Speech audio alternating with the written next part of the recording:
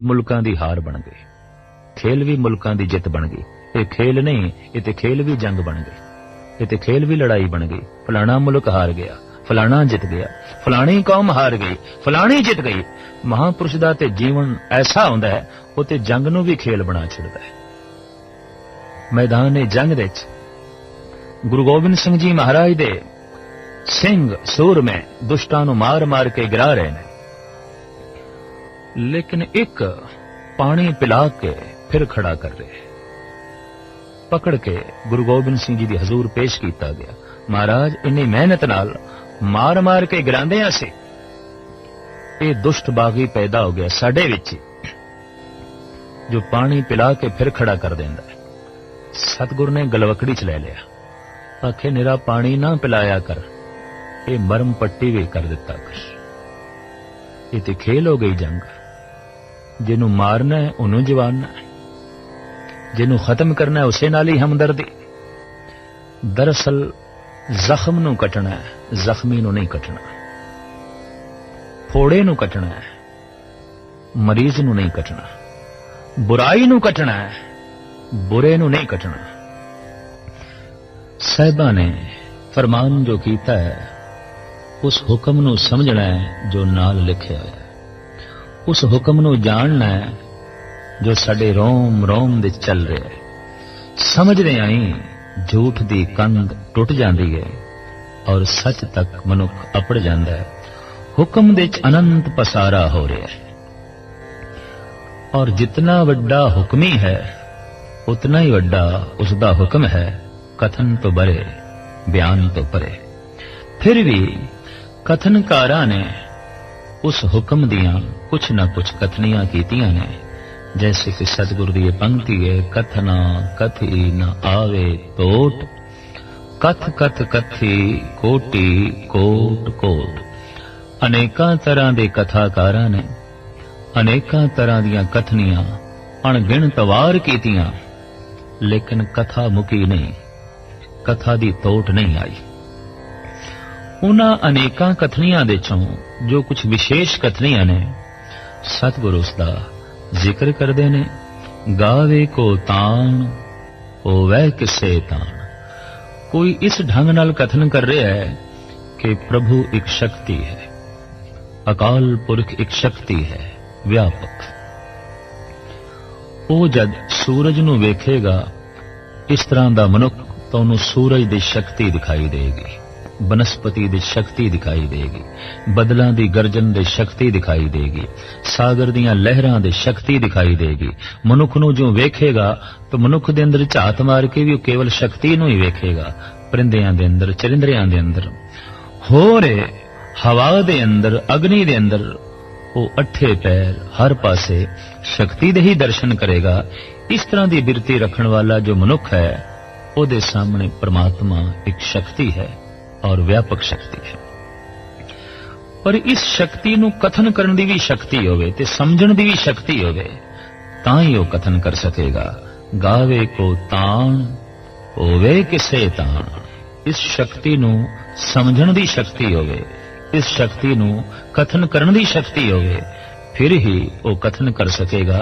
तो सतगुरु कहंदे कोई ते ऐसा है जो कह रहा है प्रभु एक शक्ति है, वो एक तान है जिहदे कोल इस ढंग दे कथन करन दा तान है। गावे को दात जाने नीसा। किसी दी गावनी, किसी दी कथनी इस प्रकार है कि प्रभु एक दाता है। जो कुछ भी साडे कोल है, ये सब कुछ सानू दान विच मिले। मनुख ने जो खुद बनाया होवे या खुद खरीदिया होवे, वो ते मनुख दा अपना है। पर जो खरीदिया भी नहीं, बनाया भी नहीं, वो ते सब कुछ दान है। ये जीवन असी ना बनाया है, ना खरीदिया है, सानू दान विच मिले। मां बाप सानू दान विच मिले ने।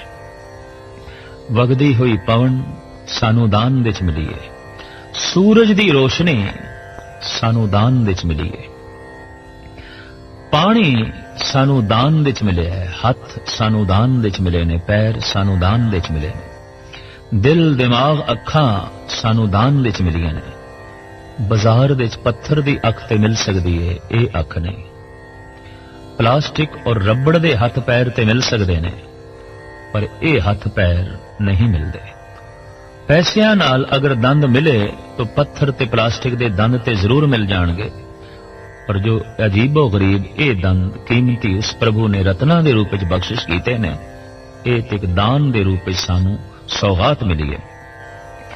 तो किसी की दृष्टि इस तरीके की है कि प्रभु दाता है, ते जो कुछ भी साडे कोल है ये सब कुछ दान है, और उसने अणमंगिया ही दिता है। अणमंगिया दान देवना, कहो नानक सच समाल जी।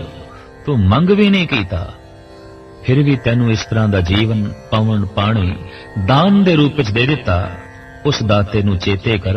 तो कोई इस ढंग नाल गा रहा है कि दात उस दाते दी दिती हुई निशानी है, ते जिसने जो निशानी दिती होवे, निशानी नू वेख के निशानी देण वाला चेते आ जांदा है। तो एक दृष्टि यह सी कि तन नू वेखो ते दाते परमात्मा नू चेते करो। एक एक अंग नू वेखो ते प्रभु दा धन्यवाद करो।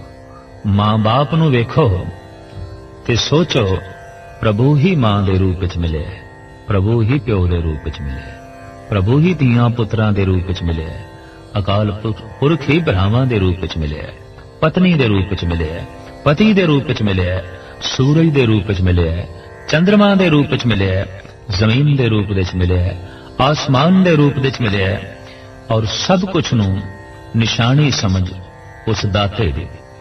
इस तरह की दृष्टि नू जन्म दिता साडे देश दे सिरमौर संत देवता विष्णु ने।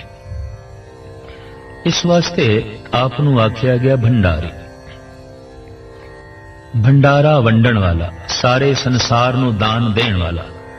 ये ख्याल भारत विच बन गया, जद कि हकीकत यह है कि जिथों सब कुछ दान आ रहा है, उस दाते दा ज्ञान कराण वाले ने विष्णु, भंडारी दी सूझबूझ देण वाले ने विष्णु, भंडारी नाल जोड़न वाले ने विष्णु। लंबी चौड़ी साधना जप तप दी लोड़ नहीं, ऐ मनुख जो कुछ भी तेरे कोल है उस दाते दा दिता होया दान है, और इस दान नू वेख ते दाते दा धन्यवाद कर, दाते नाल जुड़िया ही रहेगा। जो कुछ कोल है इसका शुकराना करी जा और अपनी योग्यता बढ़ाई जा, वो होर भी तेरी झोलियां विच अनंत पदार्थ भर देवेगा। तो एक दृष्टि साडे देश विच प्रधान रही। दूसरी दृष्टि इन्हां दृष्टियां तो बिल्कुल भिन्न सी, कि जैसे स्पष्ट है कि जैसी दृष्टि होवे वैसी सृष्टि बन जाती है। 4.5 अरब के करीब इस वक्त मनुख ने, तो इंज समझ लो 4.5 अरब के करीब संसार ने। हर मनुख का अपना वख वख संसार है, हर मनुख की अपनी वख वख दृष्टि है, हर मनुख दे अपने जीवन का वख वख ढंग है। तो जैसी सृष्टि हो जाती है, जैसी दृष्टि हो जाती है, वैसी सृष्टि हो जाती है। हू बहु ये नियम परमात्मा ते भी लागू है। मनुख ने अपने रंग दे, अपने सुभाव दे परमात्मा नू वेख्या है, अपने रंग सब कोई रवे। मनुख ने अपनी दृष्टि दे राहीं परमात्मा नू वेख्या है। तो एक होर दृष्टि का जन्म होया साडे देश विच। ओ सन ब्रह्मा जी, विचारक सन, दार्शनिक सन, सूक्ष्म बिरतियां दे मालिक सन। उन्हां नू विष्णु दी ए मोटी गल कोई चंगी नहीं लगी, ते विष्णु दी इस विचारधारा नाल तालमेल नहीं बिठा सके। दार्शनिक दी अपनी खोज आउंदी है, और आम पद्धर दे मनुख दी होर खोज आउंदी है। कहंदे ने ब्रह्मा रजोगुणी है, संसार दा पसारा करन वाला है। संसारी है नहीं, संसार दा ज्ञान देण वाला है, संसार दी सूझबूझ देण वाला है। उसकी मनो इच्छा यह सी कि मैं वेखना चाहना संसार की उत्पत्ति कदों हुई, किवें हुई, और जगत दा मूल की है। खोज दे विच उसने जिंदगी दा कोई 3 भाग खर्च कर लिया। साहिब गुरु नानक देव जी महाराज भी जिक्र करते ने, नाल कुटुंब साथ वरदाता, ब्रह्मा भालन सृष्ट गया, आगे अंत न पायो तांका, कंस छेद क्या वडा भया। सृष्टि दी टोल दिच गया, सृष्टि दी भाल दिच गया। उन्हें बनस्पति दे विच झात मारी, उन्हें कीड़े मकोड़ियां दा तल वेख्या, उन्हें पशुआं दे अंदर झात मार के वेख्या ये दुनिया की है। उन्हें मनुख दा तन वेख्या, उन्हें मनुख दा मन वेख्या। उन्हें दृष्टि उपर की थी तो ग्रह नक्षत्रां दे भी झात मार के ज्योतिष विज्ञान नूं जन्म दिता। उसने बनस्पति दे ते झात मार के जड़ी बूटियां दे ज्ञान नूं जन्म दिता। उसने मनुख दे तन दे अंदर झात मार के आयुर्वेदिक नूं जन्म दिता। और उसने मनुख दे मन दे अंदर झात मार के मनोविज्ञान नूं जन्म दिता। उसने आवाज नूं भी समझण दी कोशिश की थी और कह दिता आवाजां 7 तरह दियां ने, तो संगीत दा जन्मदाता भी ब्रह्मा है। उन्हें देखा कि जबान जो रस माणदी है वो कुल 6 ने, तो इस तरह की व्याख्या भी ब्रह्मे ने कर दी। रंग कुल 9 ने, उन्हें रंगां दी बारीकी नूं भी वेख्या। हाँ, 2 रंग मिश्रित करके किसी तीसरे रंग नूं जन्म दिता जा सकता है। 3 रंगां नूं इकट्ठा करके कोई होर रंग उपजेगा, पर मूल रूप दे रंग 9 ने। सूक्ष्म अस्थूल जड़ चेतन दी हर पासे उसने खोज की थी। लभना चाहता सी अंत, लेकिन उसकी अपनी ही काया दा अंत होने लगा। बुढ़ा हो गया, बिरध हो गया, ते उसनू ऐसा महसूस होया कि जिहड़ा मेरे कोल ज्ञान है, ये ज्ञान ते इतना ही है जैसे सागर दे चों एक चम्मच प्राप्त की गई होवे जल दी। खोज दे सारी जिंदगी लग गई, लेकिन संसार दे एक जर्रे दी भी पूर्ण तौर ते खोज ना हो सकी। तो खोज नू सुट के ओदी रसना ते वाक निकले, नेति नेति नेति, ए नहीं है, ए नहीं है, ए नहीं है। जो कुछ मैं खोजा है उस तो होर भी है, होर भी है, परे भी है, परे भी है, ए नहीं है, ए नहीं है। ऐसा कहंदिया कहंदिया बिस्मात दे चला गया। ऐसा कहंदा कहंदा अनंत दे चला गया। ऐसा कहंदिया कहंदिया बेअंत दे चलिया गया। आप दे नाल लकब जुड़िया संसारी, क्योंकि संसार दी बहुत वड्डमुल्ली खोज इसने जगत दे सामने रखी है। शास्त्री सी, विज्ञानक सी, दार्शनिक सी, कवि सी, संगीतकार सी। इस वास्ते कला ज्ञान विज्ञान दियां सारियां गल्लां उसने लिखती रूप विच जगत दे सामने रखियां, लेकिन लिख लिख के कह दिता मैं नहीं लिख सकता, मैं नहीं कह सकता, मैं पूर्ण नहीं बयान कर सकता। और नहीं बयान कर सकता, इस भाव ने ब्रह्मे नू समाधि दी गोद विच बिठा दिता, बिस्माद रस विच बिठा दिता। तो सतगुरु कहंदे ने एक ये दृष्टि है, गावे को गुण वडियाइयां चाह। कोई गा रहा है उस वड्डे दियां सुंदर वडियाइयां दा जिक्र करके, उचारण करके, उसदे गुणां दा उचारण करके कोई इस ढंग नाल सिफत तो सलाह कर रहा है, हे प्रभु तू गुणवान है, तू महान है, तू सर्ब कलां दा ज्ञानी है। इस तरीके दे सुंदर सुंदर गुणां नूं लैके ओदियां सुंदर वडियाइयां दा उचारण कर रहा है। गावे को विद्या विखम विचार, इतनी बिखड़ी विद्या उन्होंने सामने रख के प्रभु दे गीत गा रहा है कि आम बंदे दी ते कल्पना दी पहुंच भी नहीं उत्थे। इस ढंग दी बारीक विद्या कईयां महापुरुषां दे बोलां नूं पढ़ना ही बड़ा औखा हुंदा है। समझना ते एक पासे, जानना ते एक पासे, और जिसनूं समझिया ही नहीं गया ते जिसनूं ढंग नाल बोलण दे च भी कुछ दिक्कत महसूस होवे, उन्होंने हिरदे विच थां देनी बड़ी औखी गल है। तो मैं ऐसा देखदा ब्रह्मे नूं कोई बहुती थां इस देश दे च नहीं मिल सकी। समुचे देश दे च जितने विष्णु दे मंदिर ने, जितने शिवजी दे मंदिर ने, उतने ब्रह्मे दे मंदिर नहीं ने। 1-2 ही मंदिर ने। कारण दार्शनिक से, फिलोसफर से इसकी पहुंच हर दिमाग तक ना हो सकी, हर दिमाग ब्रह्मा तक ना पहुंच सके। पर हर दिमाग विष्णु तक पहुंच गया। समझ आ गई कि जो कुछ भी मेरे कोल है दात है, ते इस दात नूं दाते दी निशानी जान के ओदा धन्यवाद करना है। एक आम गल सी, मोटी गल सी, समझ दे आ गई, लोकी जुड़ गए। लेकिन ब्रह्मे दी गल विद्या विखम विचार, बड़ी बिखड़ी विद्या, अत्यंत विखम, अत्यंत सूक्ष्म विचारा, जिथे दिमाग दे तंतु ही ढिले पै जान। इस ढंग दी बारीक बीनियां दा जिक्र जद ब्रह्मे ने कीता तो थोड़े मनुख जो दिमागी तल ते जीवन वाले सन, जो अकल दे तल ते जीवन वाले सन, जो दार्शनिक सन, फिलोसफर सन, कवि सन, साहित्यकार सन, उन्हां नूं ते ब्रह्मे दी गल प्यारी लगी, चंगी लगी, ब्रह्मे दे साथी बने। बाकी जो इकट्ठ सी वो विष्णु दे आले दुआले इकट्ठा हो गया। जो संसार दे आसक्त सी, संसार दे लीन सी, विष्णु दी गल उन्हां नूं बड़ी मन भाई कि ठीक है, सब कुछ साडे कोल है, इनू दाते दी निशानी जान के ओदी सिफतो सलाह करदे हां। तो ब्रह्मे दी दृष्टि ये सी, गावे को गुण वडियाइयां चार, गावे को विद्या विखम विचार। कोई गा रहा है ओदियां सुंदर सुंदर वडियाइयां नू, गुणां नू लैके, और अत्यंत बिखड़ी विद्या नू, सूक्ष्म विद्या नू सामने रख के ओदी सिफतो सलाह कर रहा है, ओदी विचार कर रहा है। इस तो इलावा एक होर दृष्टि ते एक होर कथनी दा जन्म होया।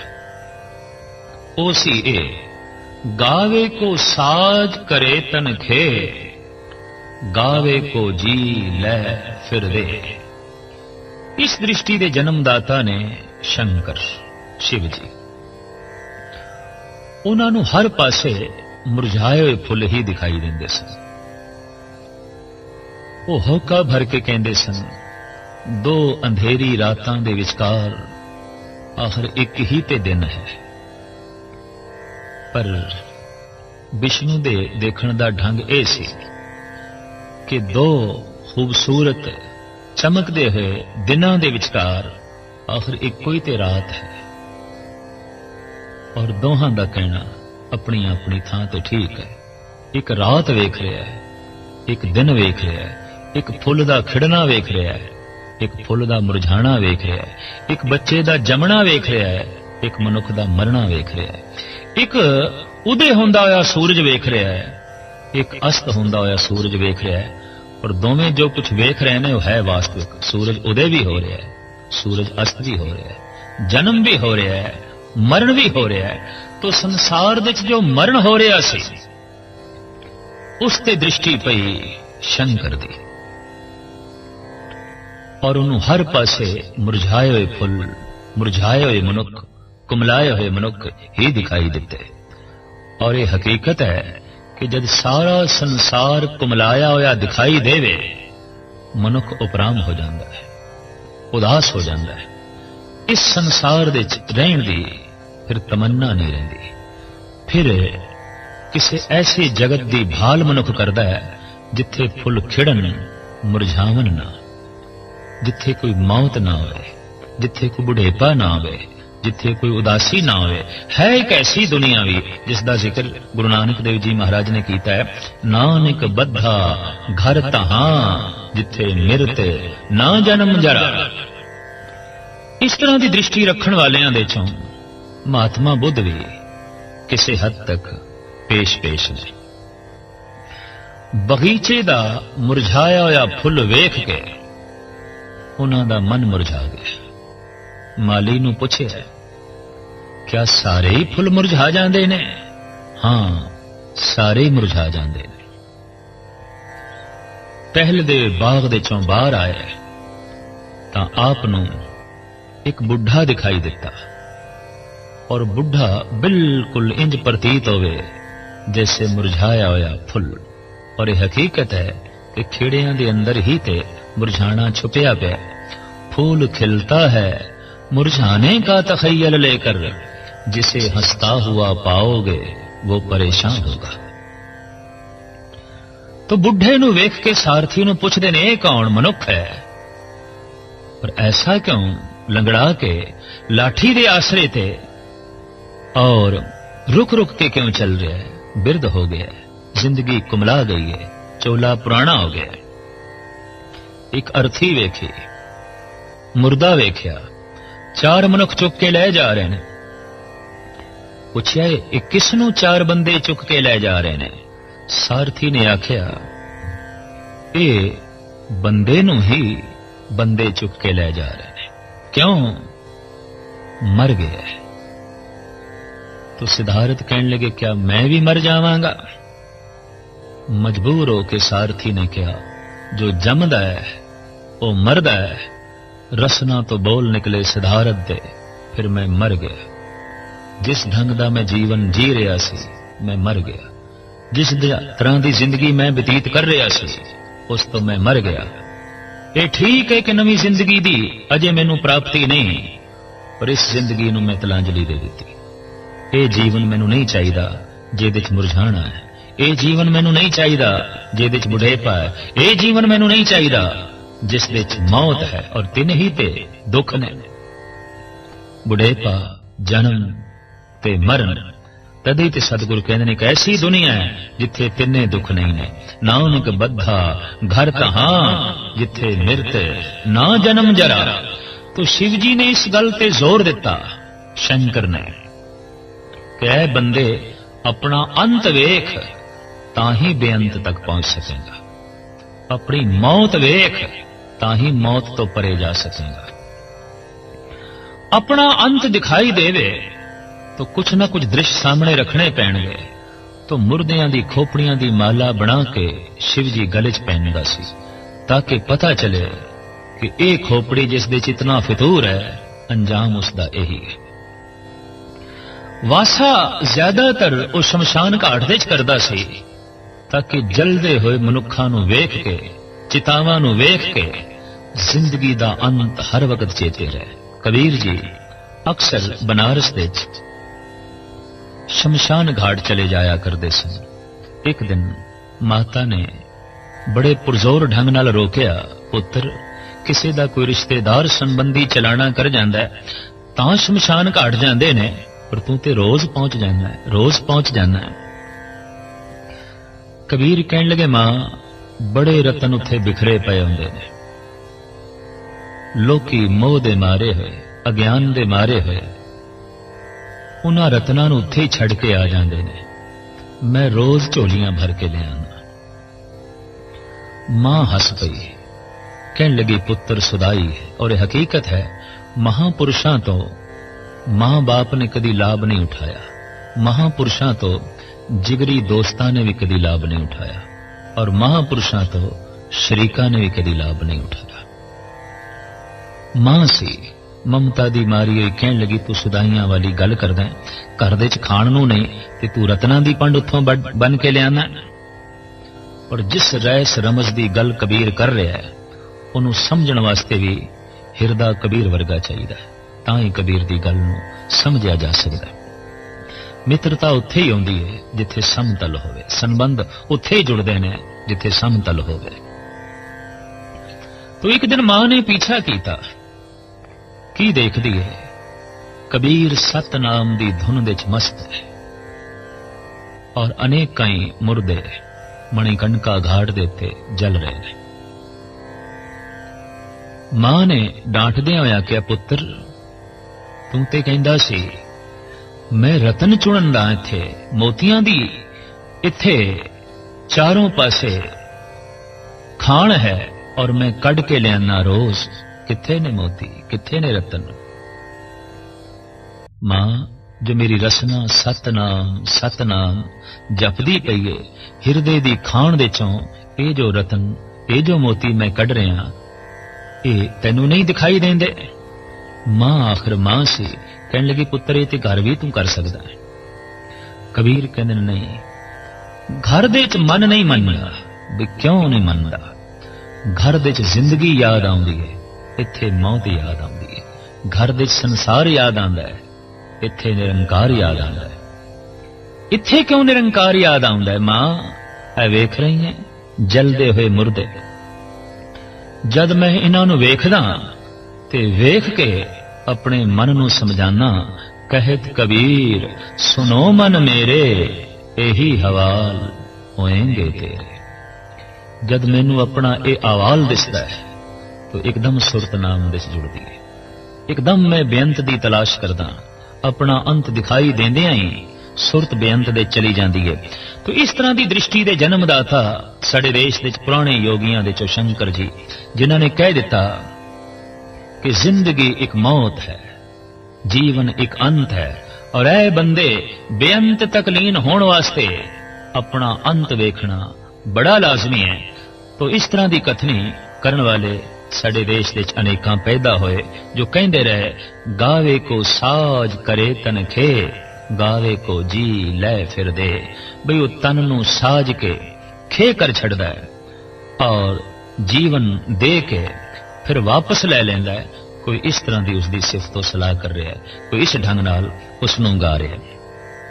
किसी का इस ढंग नाल गावना है कि गावे को जापे दिसे दूर, ओ ते किधरे दूर बैकुंठ विच बैठा है, किधरे 7वें आसमान विच बैठा है, किधरे 14वें तबक ते बैठा है, किधरे 7वें पाताल विच बैठा है। बहुत दूर है, बहुत दूर है, और उस दूर तक पहुंचने वास्ते पैंडा बहुत अबूर करना पेगा।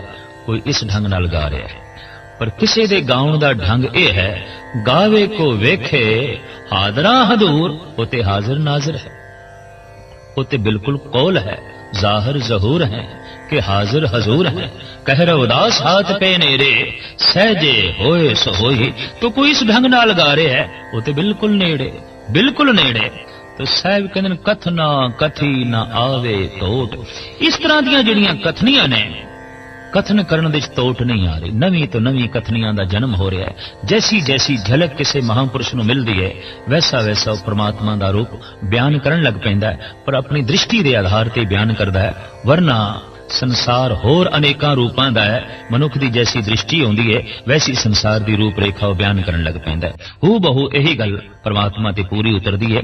कथ कथ कथी कोटि कोट कोट। करोड़ां तरह के कथाकारां ने करोड़ां तरह की कथनियां करोड़ां वार कीतियां, लेकिन तोट नहीं आई, खत्म नहीं हुई गल परिपूर्ण परमात्मा दी। देंदा दे लैंदे थक पाए। कोई इस ढंग नाल गा रहा है कि परमात्मा देई जा रहा है, देई जा रहा है, लैण वाले थक जांदे ने, दंद घिस गए, गिर गए, अखां वेखदियां वेखदियां रह गईयां, कन बोले हो गए, पर जगत विच नाद ते नहीं खत्म हो गया, जगत विच पदार्थ ते नहीं खत्म हो गए, जगत विच ते रूप ते खत्म नहीं हो गया।